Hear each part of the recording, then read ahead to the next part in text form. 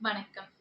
"கண்ணியம் காக்க" அப்படின்னு ஆத்திச்சூடியில ஒரு செய்யுள். அந்த செய்யுளுக்கு ஏத்த மாதிரி ஒரு கதை பார்க்கலாமா?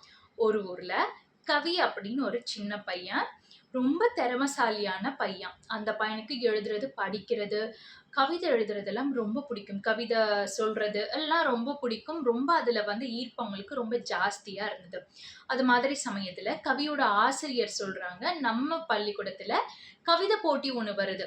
யாரு சொல்றதிலேயே ரொம்ப அழகா சொல்றீங்களோ, ரொம்ப திருத்தமா சொல்றீங்களோ, அவங்களுக்கு பரிசு இருக்கு." அப்படின்னு சொல்றாங்க. அப்ப கவிக்கு ரொம்ப சந்தோஷம். நம்மளுக்கு அதாவது நம்ம நல்லா இருக்கிற விஷயம் போட்டியா வரப்ப நம்மளுக்கே அதுல ரொம்ப ஒரு இன்ட்ரெஸ்ட் வரும் இல்லையா? அது மாதிரி ஒரு இன்ட்ரெஸ்ட் கவிக்கு இருந்தது. ஆனா மனசுல ஒரு சின்ன பயம். என்ன தெரியுமா?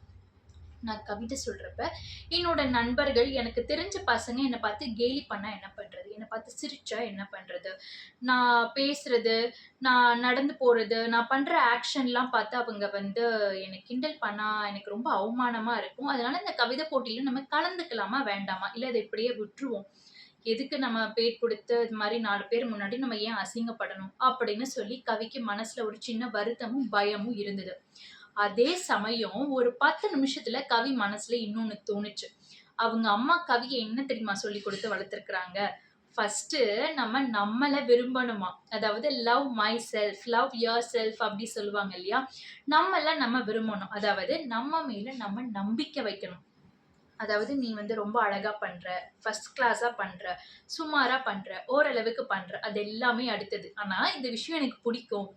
இதுக்காக நான் பாடுபடுறேன். இதுக்காக நான் உழைக்கிறேன். அப்படிங்கிறப்ப நம்ம மேல நம்ம இன்ட்ரெஸ்ட் வைக்கணும். நம்மள ரொம்ப விருப்பம் எடுத்து செல்ஃபா நம்ம நெறைய விஷயங்கள் பண்ணணும்னு கவியோட அம்மா கவிக்கு சொல்லியிருக்காங்க.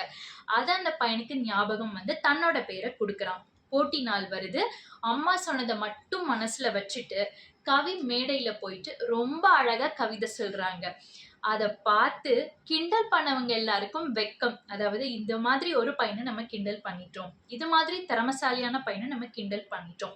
இது மாதிரி முயற்சி செய்ற பையன நம்ம கிண்டல் பண்ணிட்டோம். அதாவது இதுல வெற்றி பெற்றது யாரு அப்டின்னா, கவியும், கவியோட அம்மாவும் தான். என்ன ரீசன் அப்டின்னா, love your self, love my self. அதாவது நீ என்ன பண்ற? எந்த அளவுக்கு பண்ற? எந்த அளவுக்கு தெரிஞ்சுக்கிற? அப்படிங்கிறத தாண்டி ஃபர்ஸ்ட் நீ உன் மேல நம்பிக்கை வைக்கணும்.